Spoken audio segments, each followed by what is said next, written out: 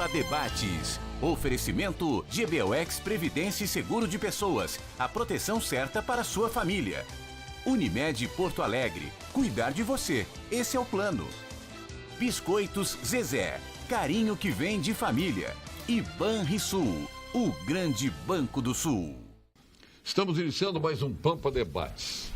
Presente Nestor Rain, é um membro efetivo do programa. Presença sempre atuante aqui no programa. Agradeço, e não falta. Agradeço a Pampa. Ultimamente tu a não ti, falta, Paulo né? Sérgio, agradeço o privilégio de poder privar desses momentos com os telespectadores. Se honra existe aqui, é nossa em tê-lo aqui. Né? E agora na presença do nosso... Nem, olha aqui, não queria deixar ele por... Mais um especialista. E mais aqui. O nosso Kaiser, David, Claro. vamos deixar tudo nos conforme, David Conrad, nosso jornalista, já foi nosso colega aqui na Pampa, hoje é relações públicas, né? Institucionais da EL Sistemas, que está aí implementando todo o painel para o nosso novo avião de combate do Brasil, né, comprado da Suécia. Como é o nome do avião? Gripen. Gripen. Comprado da Que Suécia. deu uma celeuma fantástica. Exatamente, né? Vai ser um dos aviões mais modernos do mundo, né? E com participação brasileira de engenheiros gaúchos, o que muito nos orgulha, né? Especialmente pelo painel, né? A melhor coisa do avião vai ser o painel. Exatamente, né? único. Que é uma empresa israelense, né? Sim, exatamente. Já daqui no Rio Grande do Sul. Aliás, nos encontramos em Israel. Exatamente, em Haifa, faz uns 2 anos. Em Haifa, que tinha de engenheiro, de garotos engenheiros do Brasil. Exatamente, daqui, das nossas universidades, todos estavam lá participando de um projeto de transferência de conhecimento e engajado em projetos internacionais. Ele tem muita coisa para nos dizer, o Conrad, porque a esposa é ucraniana. Ele hoje faz coberturas dos grandes eventos de guerra no mundo, né? Os conflitos do mundo. E com Trump hoje é um filé mignon, isso é fazer cobertura disso aí. O mundo nunca esteve tão instável desde o fim da Guerra Fria. Dia 24 começa a Terceira Guerra Mundial em Porto Alegre, então tá tudo certo. É, bandido. Pô, tanto tempo aqui brigando para termos Cláudio Lamarck aqui, nosso glorioso presidente da OAB Nacional. E hoje ele vem ao programa. Hoje é um dia muito feliz para mim, sabia? Né? Eu quero te dizer que é feliz é para mim, Paulo. Eu que estou honrado de voltar a este programa maravilhoso. Eu achei até que o senhor estava brabo conosco. Não, eu pensei que tu estivesse bravo comigo. Não me convida. Se não é mais. Se não é mas tu está em Brasília. Eu digo, não, Paulo, eu estou aqui. Dizer, o Lamarck está aqui. Eu digo, pô, não é possível, tu tem que me dar essa informação. E, Paulo, como faz bem para a alma estar no Rio Grande do Sul. Como faz... Eu dizia agora há pouco, viu, Nestor, que maravilha se nós tivéssemos todos os meses do ano como janeiro, né? Porque eu estou agora esses dias aqui em Porto Alegre, que vontade de ficar mais e de não sair mais daqui, de não voltar para Brasília, de ficar calmo, tranquilo aqui na nossa terra. Como na música, para que eu nunca saia daqui.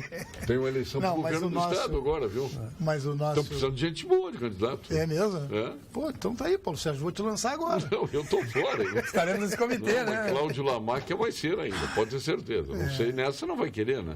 Nessa nós estamos aí, nós temos o Sartori, tem o Cairoli para rimar, e nós temos o Romildo Bolzan, que pode entrar ainda, hein? Nenhuma chance. Zero chance. Já conversei com ele, ele disse, nunca se diz dessa água não beberei. Ele deixou uma brecha para conjecturas, tia. Não vai dizer isso. Romildo, eu vou fazer uma inconfidência.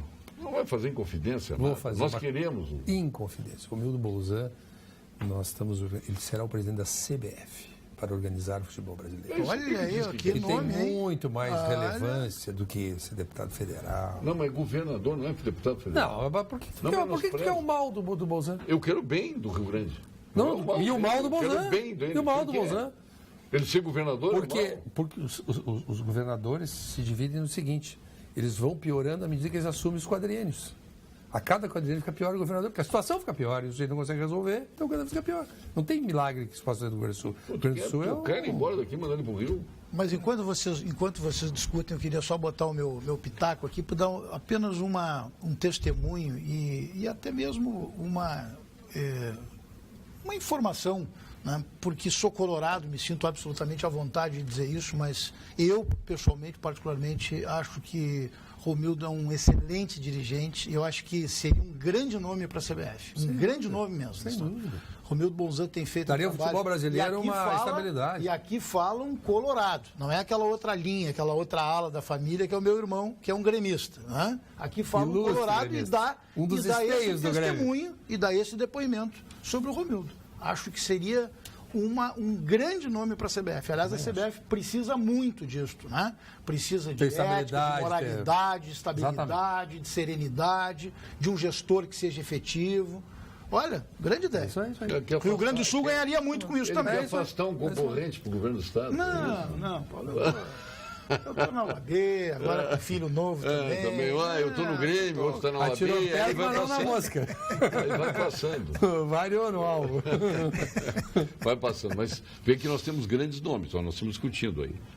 Tem o próprio Sartori, que é um bom candidato, tem o Eduardo Leite lá, que é um menino que ainda tem que provar, tem o Cairoli, tem o Romildo Bolzan, tem o Vitor. Ana Amélia Lemos. Tem a Ana Amélia Lemos, tem o próprio deputado Luiz Carlos Reins. Sim, né? Candidato. Eis que se farda para entrar no gramado. De azul e branco. Agora está recebendo massagem para entrar no gramado. João de Almeida Neto, daqui a pouco estará entre nós aí. Mas, meu querido Kaiser Davi Conrad, um prato cheio hoje, né, para os conflitos mundiais, especialmente nas questões religiosas, nas questões ideológicas, políticas, é o Trump, né? Pois é, o Trump aí, ele está fazendo tudo aquilo que ele prometeu, né? Deixando o mundo um pouco mais inseguro, né? Mas também parte disso daí foi talvez a falta de decisão do Obama em alguns pontos que ele deixou a coisa esquentar. Por exemplo, a gente vê ali a questão da Ucrânia e outros lugares do Oriente Médio ali, ele deixou de ter uma ação incisiva que se esperava de ter do presidente americano. Então, daí a coisa virou esculhambada.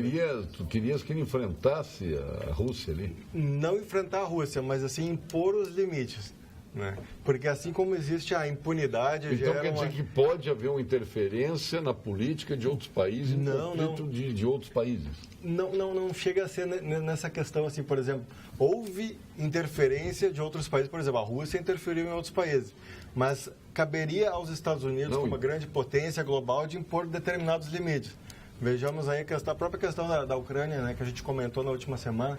A Rússia pegou, invadiu o território do seu vizinho com tropas, uma nova guerra, porque ela enviou seus soldados sem signo alguma e disse assim, não são meus. Né? A gente nunca viu isso antes. Né? E meses depois anexou aquele território. Então, foi um caso único.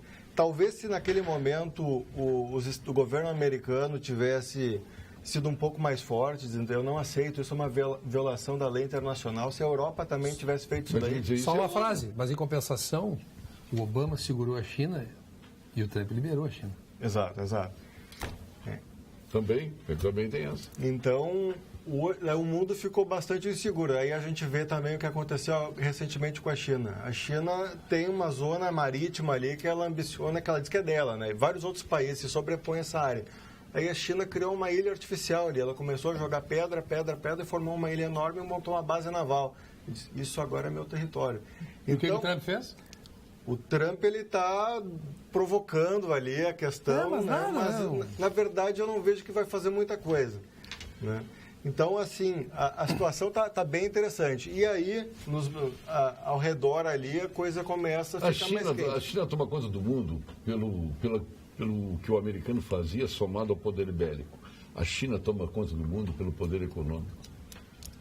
Já percebeu isso? Sim. A China está abocanhando fatias enormes do mundo exatamente naquilo que o americano foi forte, o capitalismo. Sem usar a capacidade armamentista que os Estados Unidos sempre usou. Não é isso? Sim. E hoje a gente vê assim, a questão da África. A China tem uma influência muito forte ali na África, botou base no Djibouti, agora quer botar uma base no Afeganistão. A China foi lá e construiu os estádios de graça para a África do Sul. A China está fazendo, pelos mesmos paralelos do Brasil, está assumindo a agricultura na África. Sim, hoje a China está dominando a África. Essa é a verdade. Claro, mas pelas armas? Não. Por questões econômicas, claro. Até porque ela tem interesse na matéria-prima que sai dali. E o Trump? Que é fundamental para ele. Só olha. O Trump, por enquanto, só está olhando. Às vezes ele dá aquela bicadinha, ele ocupa um espaço ali, mas... Folclórico. O Trump é um desastre. Folclórico? Um desastre. Extremamente folclórico. O João, cabelo azul. Casaco azul. O João está todo azul.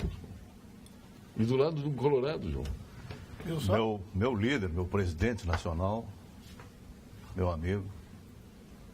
Agora, correligionário, não.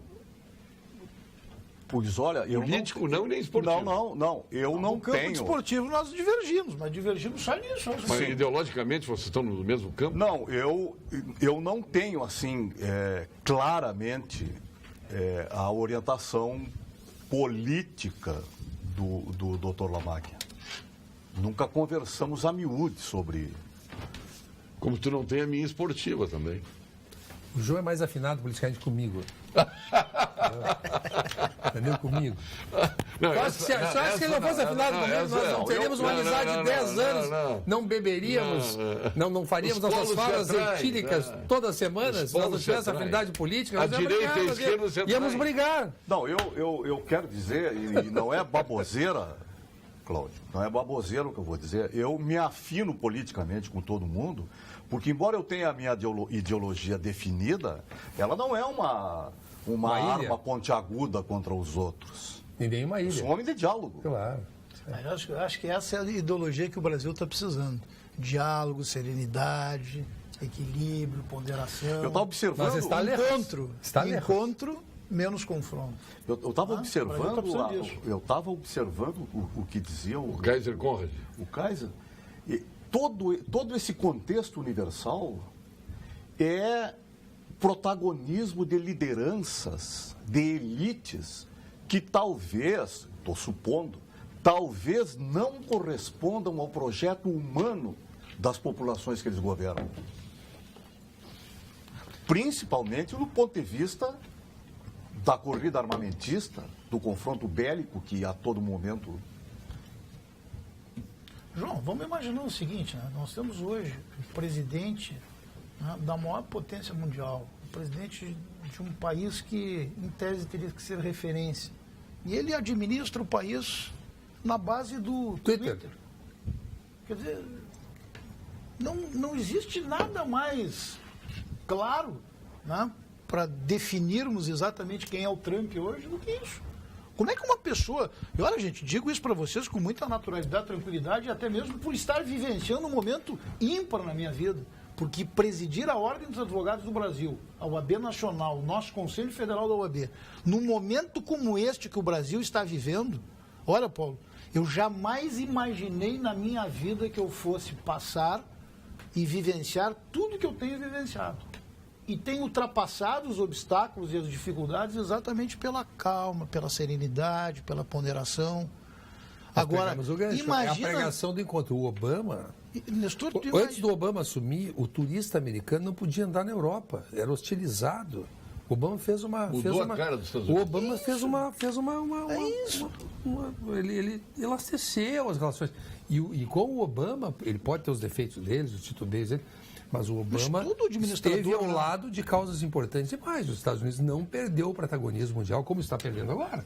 Todo administrador... Está perdendo o protagonismo. Uns mais, outros menos, mas todo administrador, toda aquela pessoa que tem responsabilidades, ela vai ter erros e vai ter acertos. Agora, o que tem acontecido com Trump, e aí volto novamente para essa situação específica, ou seja, alguém na sua condição imaginar que vai administrar um país como os Estados Unidos na base do Twitter, só no conflito, não é possível.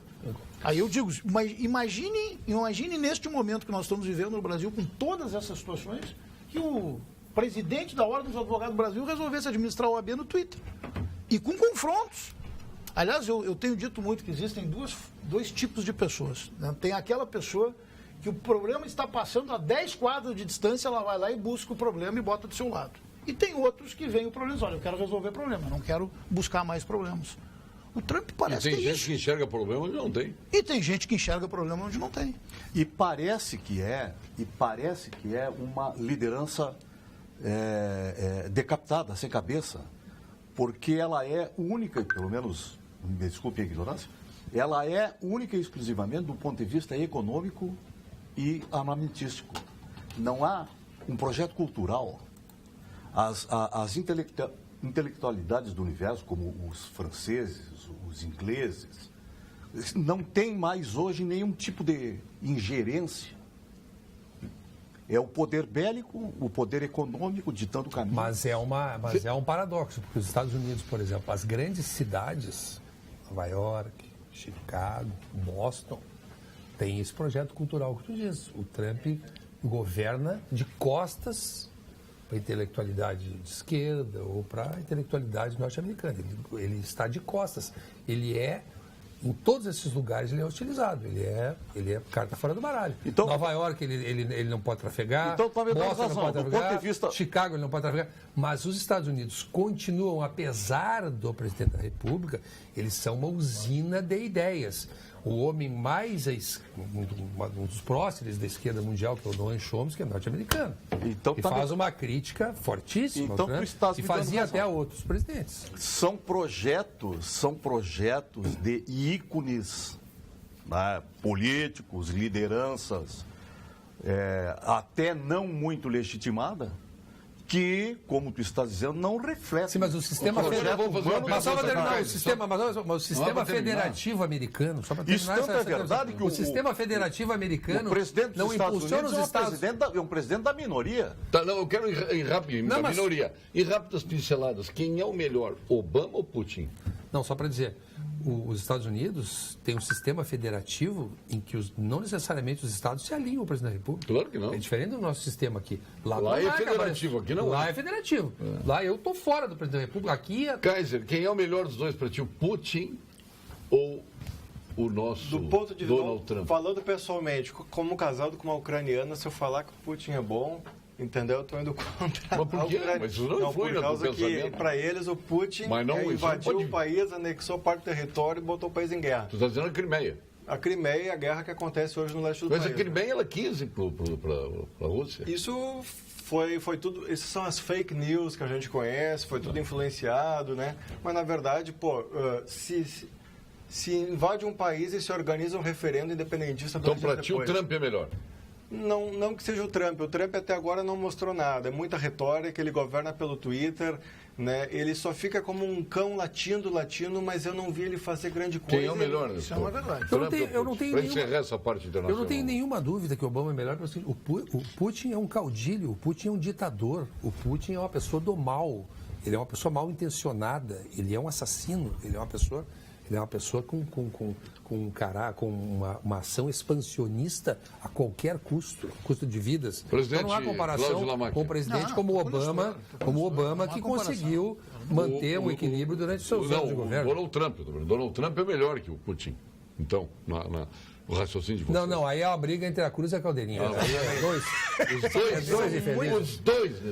Tanto é que eles se gostavam. Ali tu larga a junta de boi para farelo. Os dois têm um traço de personalidade que eu não gosto. Autoritarismo. Que é toda a prova. O autoritarismo, mas acima de tudo são pessoas que não conseguem encontrar o equilíbrio nas suas ações. Eu acho que o equilíbrio hoje é fundamental. Nós temos falado muito do Brasil, do momento que o Brasil está vivendo, né? E eu digo, e tenho afirmado e reafirmado com muita frequência, que o Brasil precisa de menos arrogância e mais tolerância. Mas não é o Brasil, é o mundo. Nós estamos vendo pelo que o mundo está passando. Olha, gente, é algo... Bom, então deu um empate aí nos dois. IPTU de Viamão 2018. Até 31 de janeiro você tem desconto de 30% nos juros e nas multas. Prefeitura de Viamão, juntos somos mais. Tem uma bomba aqui, eu vou ter que ler isso. Tu não leu o que é esse senhor Limerchan? Quem é aquele cara? Quem? O Merchan, é o irmão do Mário. Ah, o irmão do Mário. O Mário Tido ou o Mário Silva? Não, o Mário, irmão do Marquinhos. João de Almeida Neto. Hoje tu tá lindo, João de azul. Mas tu estava muito mais bonito nessa semana no shopping Praia de Belas, de bermuda cor-de-rosa. A Carla. Ah, tá bem. Isso aqui? Lá repara, hein? Essa bermuda era vermelha, não era cor-de-rosa. Era a cor do meu time, hein, João? E eu, modéstia à parte, eu sou um cara de bom gosto. A doutora Gene está assistindo o programa? Sou uma pessoa pobre. Eu não tenho grana para fazer grandes viagens, turismo, adquirir mansões e carros de luxo. Então eu gosto de ir no shopping, comprar uma bermudinha, comprar uma camisinha. Então é o seguinte, eu sou pobrezinho, mas sempre bem limpinho. Mas tu tens bermuda cor-de-rosa? Qual o nome dela? Carla. Foi isso que a dona Carla... Tu tens bermuda cor-de-rosa? Tenho. Tem. Aí tu estava no shopping? Não, mas não é cor-de-rosa, não. Não é cor-de-rosa. Não, é salmão. Mas ele está com a... Olha a camisa dele. Qual é aquela marca lá? Aquela é uma Tommy. Não. É uma Eu Tommy. Figure. É isso. Desculpa a grosseria. É que vocês gastam dinheiro em carrões, em vergonha, com essas roupas feias aí.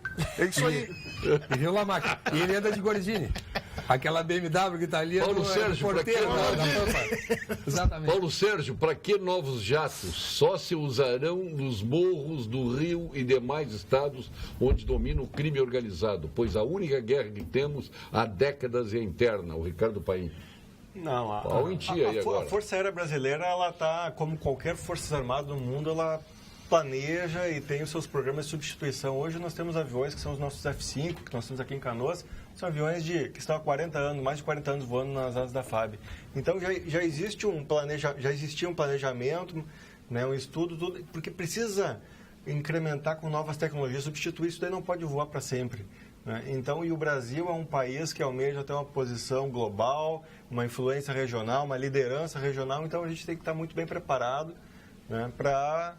A gente não quer atacar ninguém assim, o país busca dissuadir qualquer ameaça. Então é por isso que é importante estar modernizado.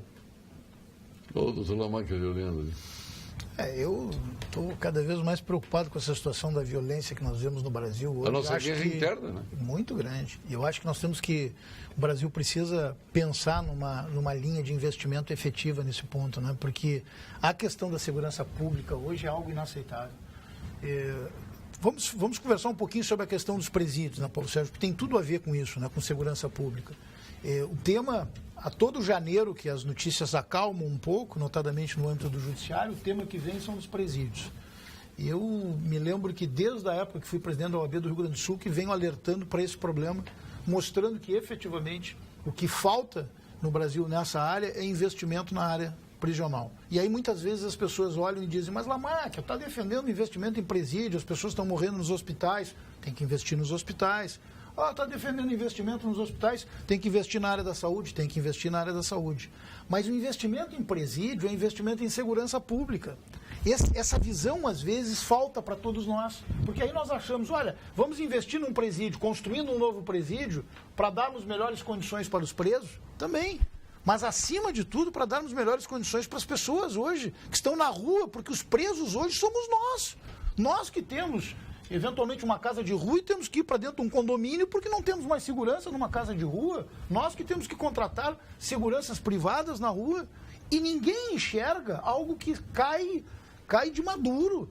Os presídios hoje são dominados pelas facções criminosas e que estão retroalimentando o crime de forma permanente. Bairros inteiros são dominados por facções. E por quê? Desculpa, João, e por que isso, Paulo? É porque eu digo assim, porque o nosso telespectador ele tem que compreender essa situação. O que acontece dentro do presídio hoje é que nós, cidadãos de bem, estamos financiando o crime organizado. Então tem lá a facção criminosa que ela domina o presídio. Aquele preso de menor potencialidade ofensiva, que vai ficar 2, 3 anos preso, vai para dentro do presídio, ele tem que se submeter às ordens daquela facção e quando ele sai para a rua, ele sai exatamente para honrar a sua relação com a facção criminosa. Isso está aumentando a criminalidade na rua, fazendo com que nós sejamos presos. E não é só por isso, mas também é pela existência física do presídio. Pela maneira como ele é, não administrado, mas como ele se encontra construído. Sim. A disposição. A existência física dele, o prédio. João, essa é outra coisa que eu tenho, viu, Paulo? Eu tenho também defendido muito. É a redução do tamanho dos presídios, que eu não sei se é exatamente isso que está dizendo, João, mas o que acontece? Se nós tivéssemos presídios hoje regionalizados e menores em termos de municipalizados. Tamanho, ou municipalizados, o que nós teríamos? Nós teríamos um domínio do Estado sobre a área prisional. O que acontece hoje é que o Estado não tem mais o controle sobre as casas prisionais. E aí, esses dias, isso foi objeto de uma discussão em Goiás, onde a ministra Carmen Lúcia foi a Goiás e, enfim, e se contrapôs a uma afirmação de que os presídios não estavam sendo dominados pelas casas, pelo crime organizado. Mas o que aconteceu? Que a Carmen Lúcia não pôde entrar no presídio. Por conta do quê? Porque não havia segurança. Quer dizer, essa é a situação que nós estamos vivendo hoje, nessa área prisional, né? O CREMERS está lançando mais uma edição da Operação Verão com Saúde. O objetivo é avaliar as condições do trabalho médico e do atendimento à população durante o veraneio. Equipes de fiscalização do CREMERS estão vistoriando unidades de saúde nas praias e o serviço de socorro nas estradas que levam ao nosso litoral. CREMERS, estado de alerta pela saúde. Olha, eu quero falar um pouco a respeito da visita que fez o desembargador Thompson Flores, presidente do TRF, 4ª Região, a ministra Carmen Lúcia e a procuradora-geral da República, Raquel Dodge.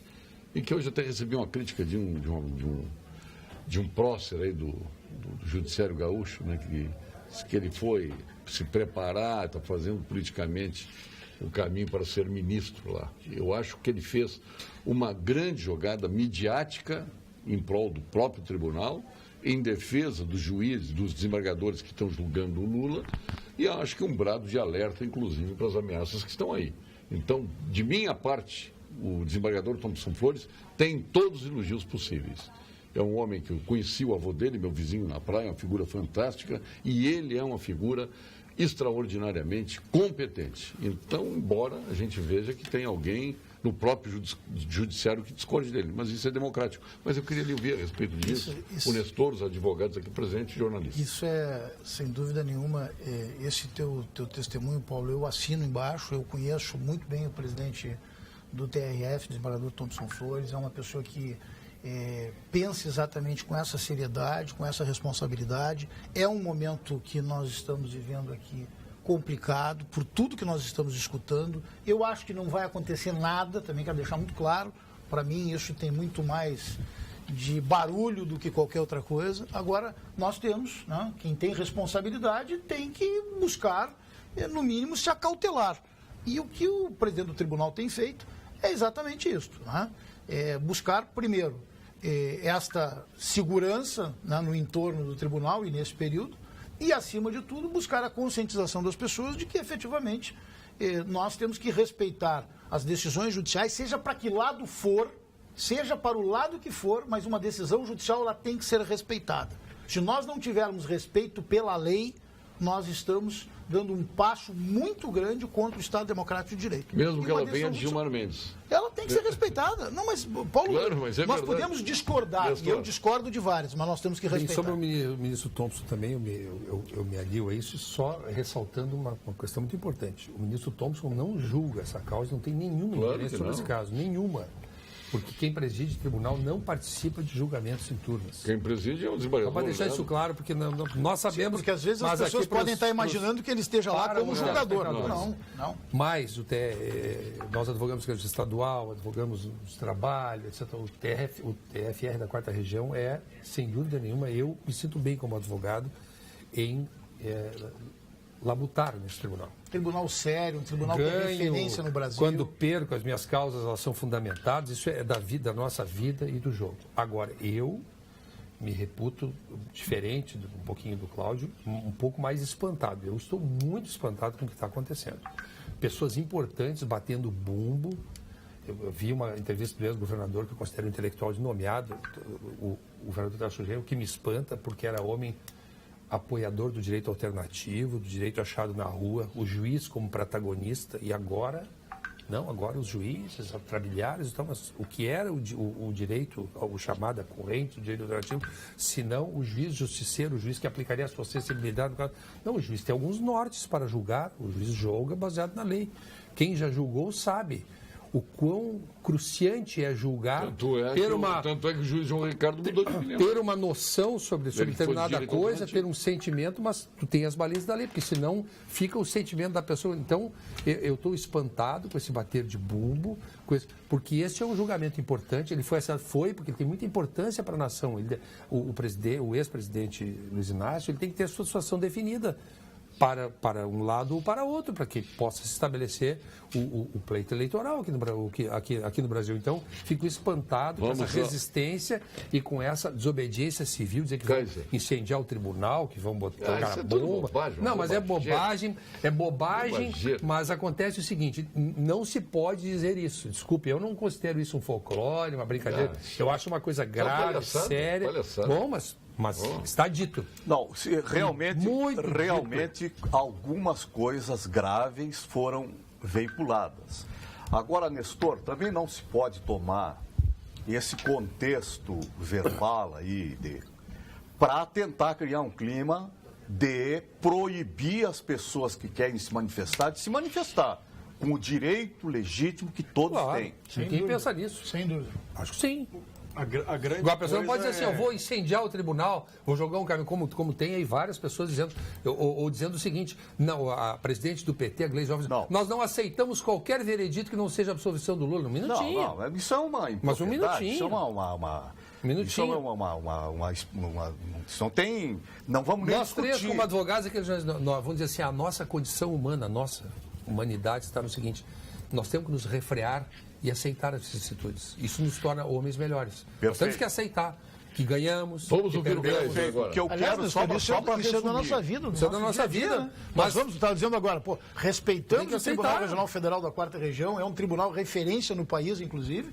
Quantas causas nós já ganhamos e perdemos lá? Eu tenho 6 julgamentos da minha vida assim, que foram extremamente injustos. Mas eu não vou me rebelar contra o sistema. Esse negócio de queimar, de pôr fogo, isso aí, evidentemente... E não aceito. Agora, bater panela pode. Não.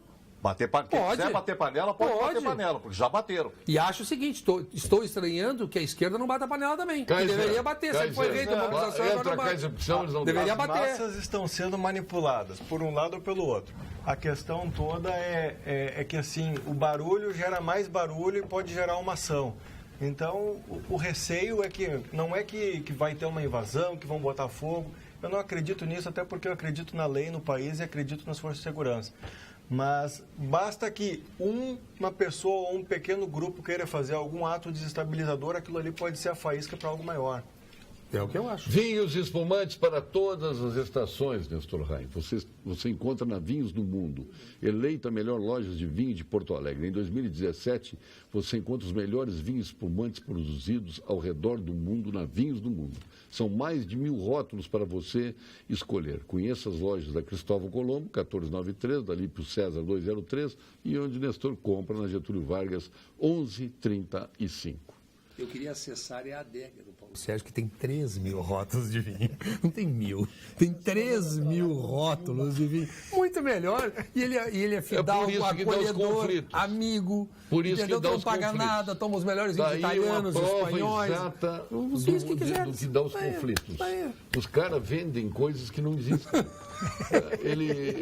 Não era para me dizer, desculpa, você não era para me falar. Eu sou grande, pode falar o que tu quiser, só fala a verdade. Eu não devia falar. Enquanto tu mentia. 3.000 garrafas. Não é 3.000, Nestor, é 2.500. 2.662. Eu estou louco para visitar a tua adega no Uruguai, naquela tua fazenda, a tua estância uruguaia, aquela. A estância do Paredão. A estância aquela. Mas só para não perder o assunto. São 6.000 hectares de terra. A Unicred é a instituição financeira cooperativa que acredita que realizar é estar junto. Por isso está sempre ao seu lado, transformando investimentos em resultados e oferecendo as melhores soluções para as suas oportunidades virarem grandes conquistas. Procure a unidade de negócios mais próxima e saiba exatamente como o cooperativismo pode fazer parte da sua vida. Unicred, mais valor para você. E vamos agora ao quadro Saúde, com o nosso PhD em Oncologia, titular do Clínicas, titular do Ernesto Tornelli, sócio fundador do Instituto Oncológico Kaplan, mais jovem membro da Academia Brasileira de Medicina, presidente da Sul Rio Grandense, presidente da Bienal do Mercosul, nosso amigo Dr. Gilberto Schwartzman. Fale, Dr. Gilberto. Boa noite, eu sou o professor Gilberto Schwartzman, sou especialista em oncologia. Alguns dos senhores poderão dizer, mas esse professor Schwartzman é otimista demais. Ele tem falado sobre câncer com um olhar de felicidade. De onde é que vem esse otimismo, não é mesmo? Os senhores e senhoras não têm ideia de como o tratamento do câncer tem avançado nas últimas décadas. Hoje, a medicina aprendeu a separar melhor os tipos mais ou menos agressivos de câncer, oferecendo tratamentos mais adequados para cada pessoa em particular. Quando eu me formei em medicina, por exemplo, as leucemias e linfomas eram tumores fatais na maioria dos casos. O câncer do testículo, que atinge sobretudo adultos jovens, entre 20 e 40 anos, era quase uma sentença de morte.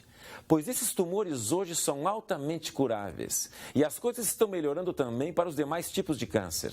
Há tratamentos hoje eficazes e disponíveis para a maioria dos tipos de câncer que eram considerados muito difíceis no passado, como câncer de intestino, estômago ou mesmo pâncreas. Converse sobre isso com o seu médico. Obrigado, doutor Gilberto Schwartzman. Vocês estão falando do Trump, só que os Estados Unidos está bombando. Boa tarde, senhores geniais. Fui e sou sempre e serei a favor do diálogo, mas eu pergunto, com raríssimas exceções, alguém consegue dialogar com um petista sem ficar irritado? José Costa. Aí vem a outra aqui do nosso telespectador.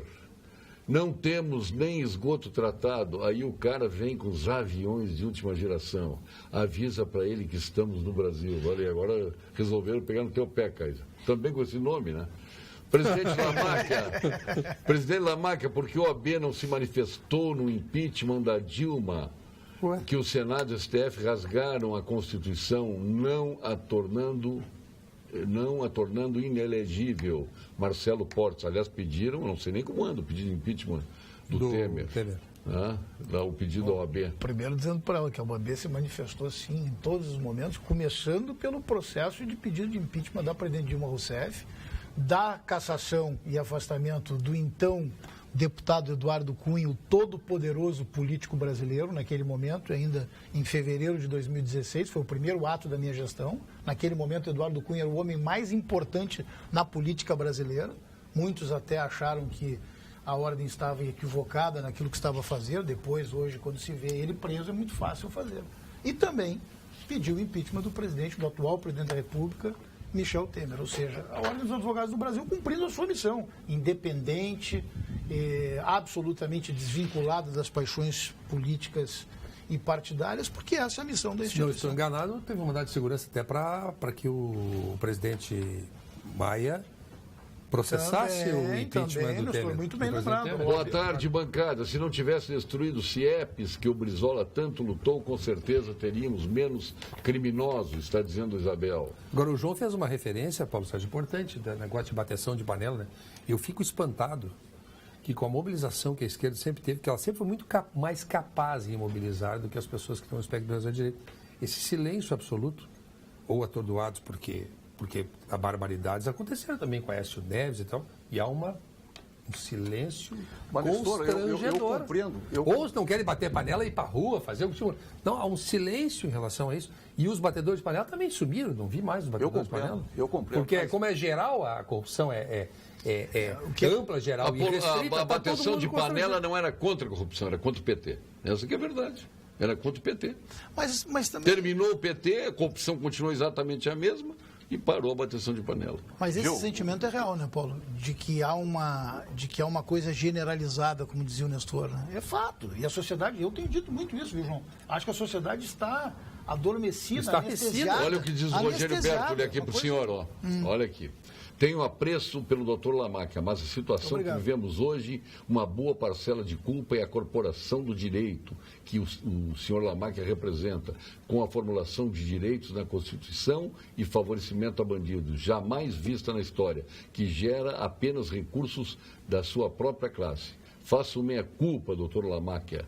Culpa em nome do direito que foi e era especialíssimo. Hoje virou corporação. Vou ter que fazer escadinha, né? O senhor foi deputado, senador, fez leis? Não fiz. Então, são troços arrazoados, né? Como é que o advogado que utiliza a legislação vigente de qualquer país e trabalha em prol dos seus clientes, como é que ele vai ter culpa pela formulação de leis penais, cíveis, trabalhistas? Já que para abrandar um pouco, a Laura Piazza diz: boa noite, bancada, boa noite, Paulo Sérgio. Um grande abraço ao renomado doutor Lamáquia. Este nos representa. Muito obrigado. Paulo, respondendo ao telespectador que acha que não precisa investir em forças armadas ou em aeronaves de combate, eu pergunto para ele se ele fecha a casa dele de noite, se ele instalou algum portão, alguma cerca na frente da casa dele, se ele é despreocupado com isso daí.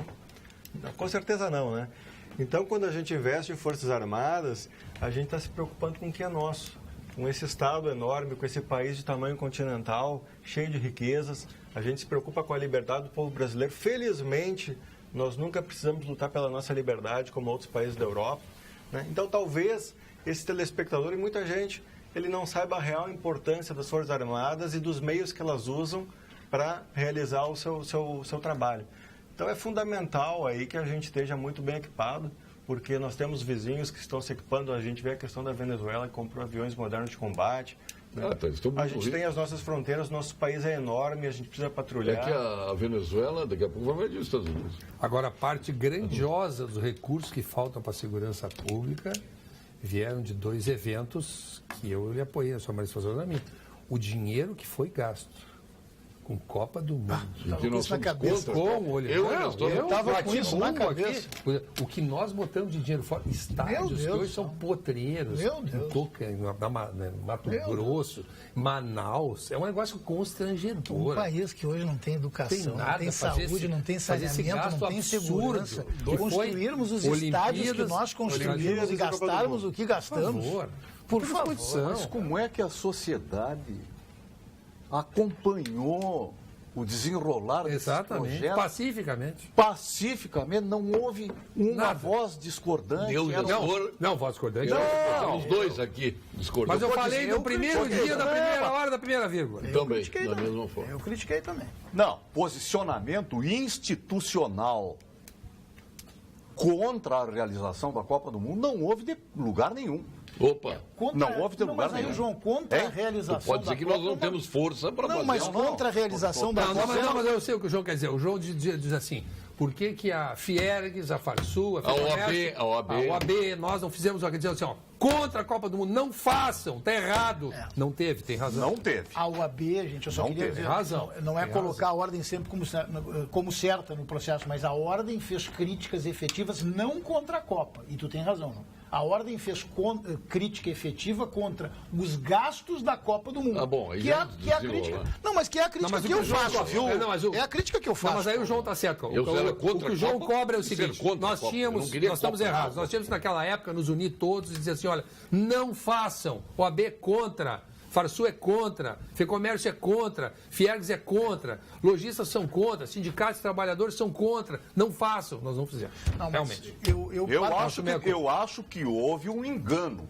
Houve um canto das sereias, o comércio, os hotéis. O legado da Copa? O legado da Copa. Hotéis a O legado foi essas obras vagabundas que estão aí. Eu escutei muito isso todas as vezes que falei contra, não a Copa, mas contra o investimento e os gastos que estavam sendo feitos nos estádios. Eu escutei muito isso.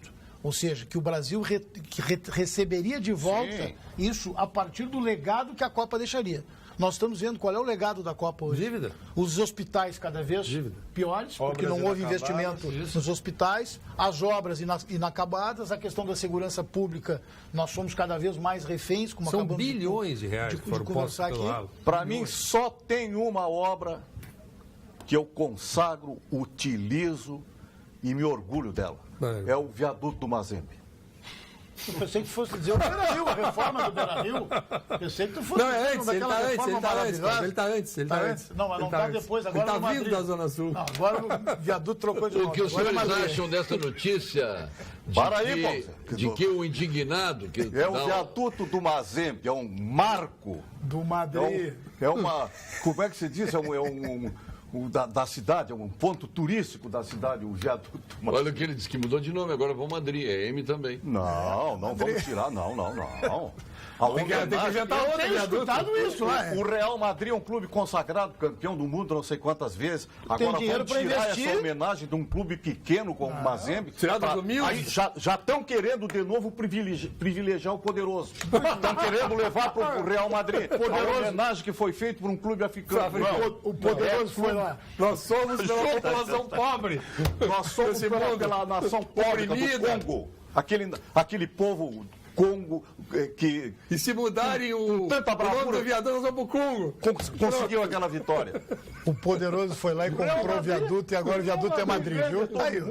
O que os senhores acham dessa notícia de que o indignado, nem vou botar o adjetivo que ele leva do Lula aqui, ter marcado viagem para a Etiópia, pode-se aceitar pacificamente este plano de fuga do Carlos Chagas dizendo isso? Mas vem cá, ele não entrou com um pedido para vir depor? Mas isso é um absurdo, né? Isso aí está... Não foi negado. Eu quero perguntar, eu quero perguntar para os dois advogados aqui. Foi negado, quero perguntar para o doutor Cláudio, quero perguntar para... E não se constrange de me contrariar. Quando é que vocês pediram uma apelação para ouvir alguém em tribunal? Isso é um negócio de doido. Isso é um negócio de doido de pedra. Foi negado, Nestor. Que isso? Hoje à tarde eu tenho a apelação do João, tu tem a apelação do Nestor, agora nós vamos ouvir o Nestor em segundo grau de jurisdição, mas eu vou ter que confessar, minha ignorância, eu não sei nem se pode. Exatamente. Exato, eu estou perguntando aqui, confessando a minha ignorância. Não, estou dizendo, eu nunca vi. Eu sou um advogado novo, tenho só 30 anos de advocacia, 30 e poucos anos de advocacia, 35 anos de advocacia. Eu nunca vi ninguém depor em grau de apelação. Inventaram isso agora. Para tumultuar, para criar problema. A solução para o problema dos presídios é passar a administração para o judiciário, como ocorre em muitos países da Europa. O Pedro, que está saudando aqui, teu conterrâneo de Uruguaiana, viu, João de Almeida Neto? Pedro de Uruguaiana. Valeu, Pedro, é isso aí. Mas tem como passar para o judiciário a administração? Hein, doutor Lamanque? Orçamento judiciário tem. Não, até teria, Paulo, mas eu acho que a solução também não passa por aí. Eu volto a dizer aquilo que já coloquei agora há pouco. Ou seja, eu acho que essa questão do sistema prisional é algo gravíssimo, que nós temos que olhar para ela como também visão de segurança pública para todos nós. E nós temos que reduzir o tamanho dos presídios que temos hoje, para que o Estado brasileiro retome a administração do sistema prisional. É inadmissível que nós tenhamos hoje presídios que servem de verdadeiros escritórios para o crime organizado e que são pagos e financiados por nós. Esta universidade, esta faculdade do crime gera um escritório onde estas facções estão lá dentro financiadas. O que aconteceria, Cláudio, se Barra do Ribeiro, Camaquã, Pelotas, Tapes, Jaguarão, todos tivessem seu presídio municipal? As pessoas cumpririam pena próxima da sua família. Sem dúvida. A ressocialização da pena, Nestor. Então, fazer pequenos presídios e municipalizar o sistema prisional seria um sistema menos perverso do que está posto. Eu já queria, eu sou contrário de vocês, eu queria os presídios no meio da floresta amazônica, eu queria os presídios nas regiões mais inóspitas do Brasil. Mas que, Paulo, aí tem um aspecto técnico. Isso, né? Não, mas aí tem um aspecto técnico que nós temos que avaliar ele. Nas Guianas. Qual é a finalidade de uma pena? A finalidade de uma pena é buscar que a pessoa pague pelo que cometeu de errado e também seja ressocializada para que ela seja devolvida para a sociedade. É o mínimo, né? Aí o cidadão que eventualmente hoje olha para tudo isso e diz, não, esse cara tem que morrer na cadeia, ele tem que ficar... Não, ele tem que pensar o seguinte, que ele vai sair. Queiramos nós ou não, ele vai sair. E se ele não sair ressocializado, nós estamos fazendo o quê? Alimentando o crime. Ressocialização num presídio? Não, é que quando o Nestor diz que o presídio colocado próximo da família do preso traz uma maior e melhor qualidade para que o preso possa ser ressocializado, porque ele vai estar em contato com a sua mãe, com a sua mulher, com seus filhos. Vai estar cantado por comandos, por não vai estar sendo dominado pela facção por gangues, por facções. Porque este é o fato, meus amigos, este é o fato hoje. O preso, quando entra, aquele preso de menor potencialidade ofensiva, Paulo Sérgio, quando ele entra para uma casa prisional, como o nosso presídio central aqui de Porto Alegre, ele é cooptado pela facção criminosa A, B ou C. E ele, quando sai do presídio, ele sai com uma dívida que ele tem que pagar ele fora. Então o camarada diz para ele lá fora. Presídio não tem como... Nenhuma possibilidade. Agora isso que o... Agora, João, tu tem que te dar aqui o Cortes aqui está dizendo que tu esqueceu de falar numa obra faraônica aqui do Rio Grande do Sul, a futura estação rodoviária, a Arena do Grêmio. Não sei por que faraônica. Não, futura estação rodoviária. Sem dúvida, é que lá estacionam grandes jogadores, que ganham grandes títulos. Sem dúvida. Qual é o nome dele? Peraí, deixa eu pegar de novo. Cortes. Tu pode ser Cortês, mas tu não é engraçadinho. É Cortês. Vocês não admitem, mas a democracia faliu. Para mim, aqui, deixa eu ver o que ele diz aqui. Vem de novo para cima da OAB aqui, por favor. Por isso que eu disse que é um momento complicadíssimo. Não. Pô, ele mandou eu não vou levantar essa bandeira. Eu não vou levantar essa bandeira que o meu conterrâneo ali está levantando. Agora, dá para pensar. Porque o judiciário é o responsável por todo o procedimento de penalização. Sim. até a execução da pena. Ali é o executivo. Dali em diante é o executivo. Dali em diante... O executivo tem que Mas do ponto de vista processual, ele continua. Sim. Para mim, o OAB anda de mãos dadas com os corruptos. Como é que o OAB pode permitir que um advogado receba honorários com dinheiro sujo? Vamos lá. Está dizendo aqui o Alain de Triunfo. Vamos lá, Alain. Primeiro, queria agradecer ao Alain pela colocação, porque me dá a oportunidade, Paulo, de responder isso para ele. E ele, obviamente, vai refletir sobre o que eu vou aqui dizer. Quando ele vai vender esse serviço dele, vamos imaginar que ele seja um médico, que ele seja um administrador ou que ele seja um lojista. Ele pergunta para a pessoa que está pagando para ele de onde é que veio o dinheiro que ele está recebendo? Claro que não pergunta. A mesma coisa acontece... O cara vai comprar uma camisa numa loja, não lhe vendo a camisa, só se o senhor me mostrar sua folha corrida. Imposto de renda, eu quero saber se esse dinheiro vem daqui e vem dali. Se for um médico, se for um engenheiro, se for um arquiteto, enfim, se for um jornalista, né? Olha, eu fui contratado para assessoria de imprensa de uma determinada empresa. Eu vou perguntar para a empresa de onde é que vem o recurso? Não vou. Agora, o que nós estamos vivendo hoje é que tem gerado esse tipo de situação e esse tipo de pergunta. Porque as pessoas também veem uma situação generalizada em termos de corrupção no Brasil e advogados hoje aparecendo muito e recebendo pelo serviço que estão teria fazendo. Uma solução isso aí. É o seguinte, o que está havendo? Por que o telespectador pergunta isso? Porque ele vê, por exemplo, esses mega corruptos de todos os lados do espectro político pagando advogados quantias fantásticas. Quem deveria ter tomado uma providência, e existe no ordenamento jurídico possibilidade para isso, de bloqueio de valores, etc. e tal, são as autoridades públicas federais ou estaduais, ou onde for o foro próprio. Mas ali isso acontece. Vem cá, o sujeito lá, o fulano de tal, sei lá, o Cunha. Já foi perversa o Cunha tem 150 milhões lá, bloqueia o dinheiro, está visto que é legal, então vamos dizer assim. Aí eu tenho uma visão agora, o diferente, advogado ser o censor do dinheiro alheio é um negócio que está de convir o. Mas eu entendo o porquê da pergunta dele. Eu compreendo. Mas só quero dizer assim, não tem como tu ser censor disso. Desculpe o telespectador, mas o raciocínio dele é fantasioso, porque ele pega o advogado, que é o cara que está mais próximo, é a atividade profissional mais próxima do sujeito que desborda socialmente. A Veja fez uma capa, para aí, João Almeida Neto, a Veja fez uma capa, que os caras posando, fumando charuto, atirado no escritório. O outro lá, nosso querido amigo, o advogado que mais ganha dos corruptos, com a obra de arte fantástica, dos leilões, enfim. Alguns advogados de forma absolutamente equivocada, eu digo isso, né? Porque a realidade da advocacia brasileira não está nas capas dos jornais ou das revistas como aquela. Hoje nós temos mais de 1.100.000 advogados. Ali nós temos 3, 4, 5 advogados. Só que eles são os advogados de porta do STF, que se usa aqui na planície, advogado de porta de cadeia, são advogados de porta. Mas tem um advogado altamente renomado. Fazem festa, se colocaram numa situação e que gerou exatamente tudo isso. Ou seja, o fato das pessoas receberem mais ou menos está na condição profissional de cada um. Agora, eu como advogado, eu não posso e não tenho por que perguntar ou questionar o meu cliente se o valor dos honorários que ele está me pagando, ele tem declarado... Vamos ao ponto final, com FCDL e a nossa Gimo. FCDL, que comércio é a nossa Gimo. Ponto final.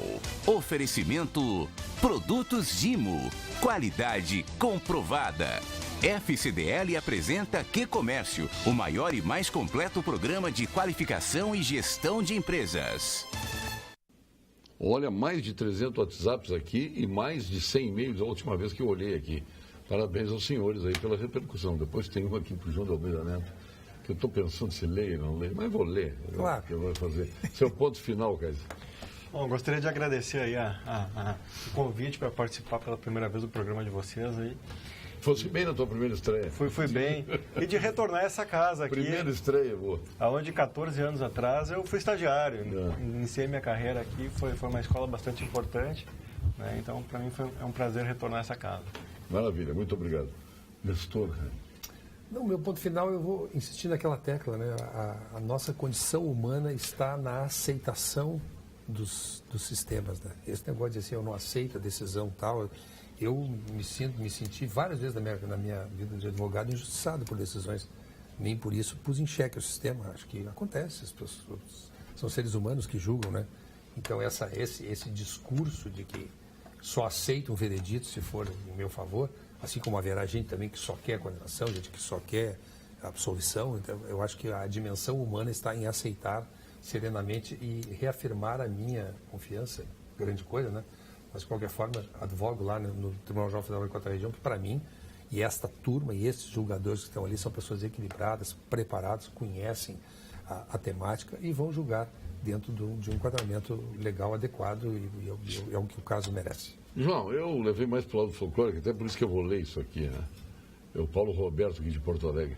Avisa esse artista de Casado com Azul que o Inter foi lá e ganhou. O imorrível perdeu vergonhosamente. O esquema do Renato foi perfeito, tanto é que o goleiro do Real não tocou na bola nenhuma vez. Trouxa. Eu tenho... Tu viu? Tu provou que os colorados, os caras estão reagindo. Eu tenho uma índole muito humana. Eu não desprezo as pessoas. Agora, não posso deixar de reconhecer que na sociedade existe uma certa hierarquia que nós temos que observar. Esse torcedor aí, que eu não sei para que time ele torce, ele não disse. Esse torcedor aí, ele que ganha um tricampeonato da América e depois venha. Te qualifica e vem, meu filho. Seu ponto final, João, é esse? Não, o meu ponto final é que eu vou te dizer, como brasileiro, como cidadão, eu estou absolutamente, eu acho que eu não venho, talvez, no programa até o evento, eu estou absolutamente apreensivo, numa expectativa enorme, com relação ao deslinde do julgamento do presidente da República. Eu estou interessadíssimo. E conclamo a sociedade a que também volte os olhos para essa decisão depois que ela for proferida. Porque aí é que nós vamos saber os motivos que levaram... Os fundamentos. Antes disso, a população não tem nada que fazer. Exatamente. Não é? Nós temos que aguardar que, do ponto de vista técnico, haja uma correção irretocável e depois nós teremos acesso. Nós teremos acesso a essa decisão. O acordo vai ser publicado? O acordo vai ser publicado. Depois nós vamos fazer a avaliação daquilo que foi decidido. Gostei, não gostei. Gostei por isso, não gostei por aquilo, concordo, não concordo. E se não concordar ou concordar, vai recorrer. Evidente. E tem vários recursos. É isso. Doutor Lamar, que é nosso presidente da OAB, seu ponto final. O sistema de justiça, né? Pô, infinidade de meios. Então eu pego... Mas agora os colorados pegaram no pé do João. Pelo amor. Não, até pena pelo pé. Mas eu queria dar uma notícia sobre a Espanha. Pegaram no pé, não. Estão tentando pegar, não estão alcançando. Estou lá em cima. Sabe que eu não sou flautista, né? Acima. Eu conversei lá muito encontrei alguns torcedores do Real Madrid antes do jogo e depois do jogo, né? Então eles me diziam o seguinte: você nem sabe, Nestor. Vocês têm lá vocês quase perderam lá para o Pachuca, tiveram aquele problema e tal. Lá vocês têm lá em Porto Alegre o Mazembes Day. Aqui em Madrid nós temos o Internacional Days, que é o dia que nós nos deitamos no Barcelona por ter perdido o Internacional.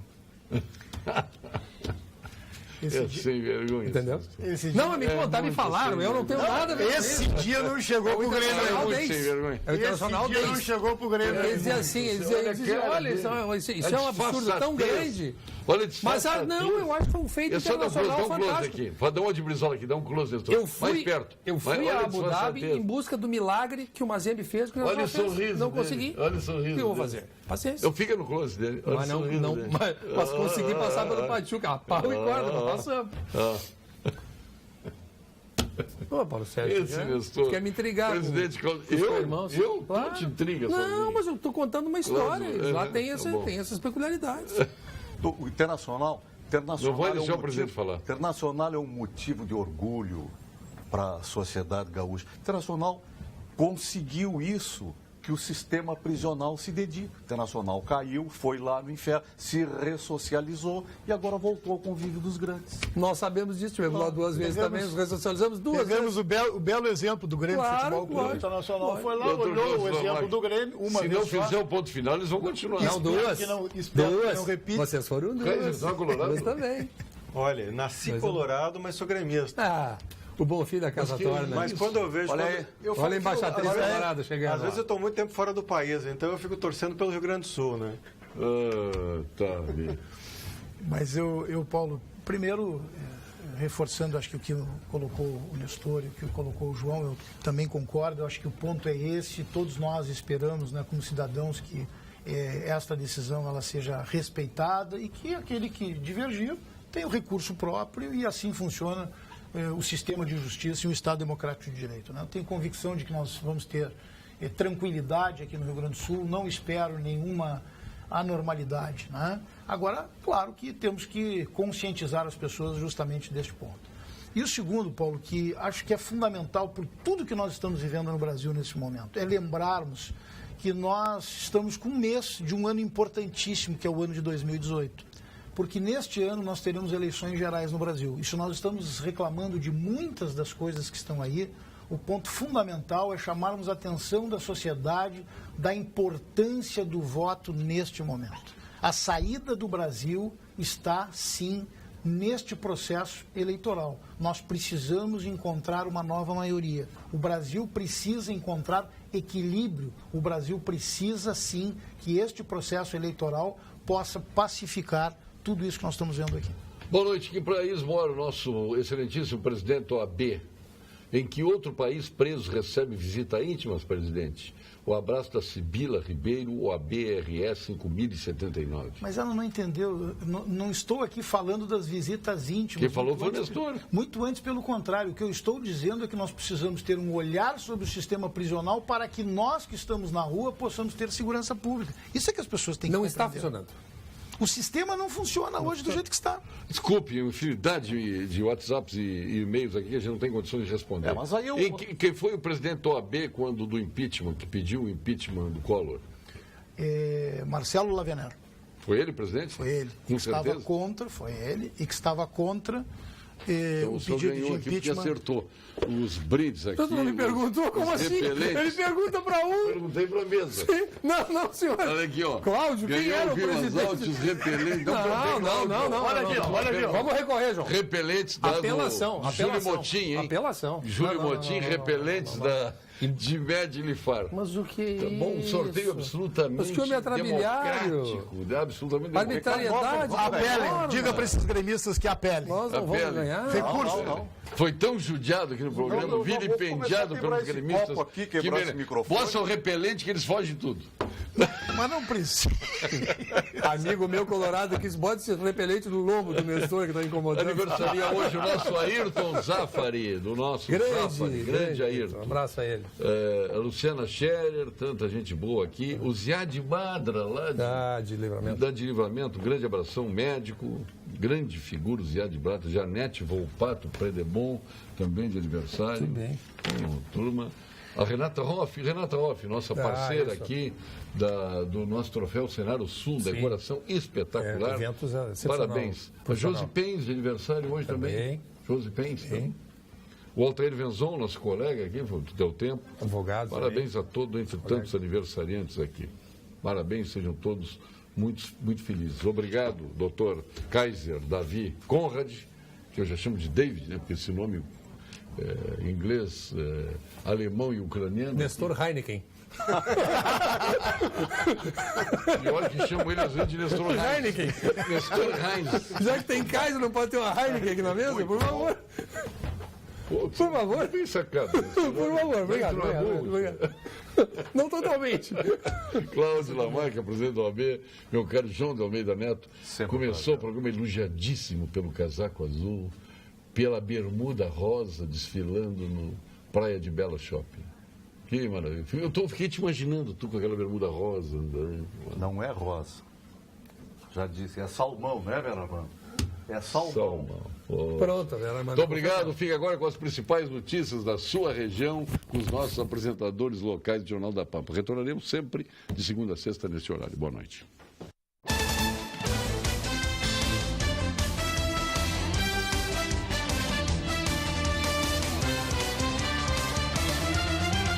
Pampa Debates. Oferecimento GBOX Previdência e Seguro de Pessoas. A proteção certa para a sua família. Unimed Porto Alegre. Cuidar de você. Esse é o plano. Biscoitos Zezé. Carinho que vem de família. E Banrisul. O grande banco do Sul.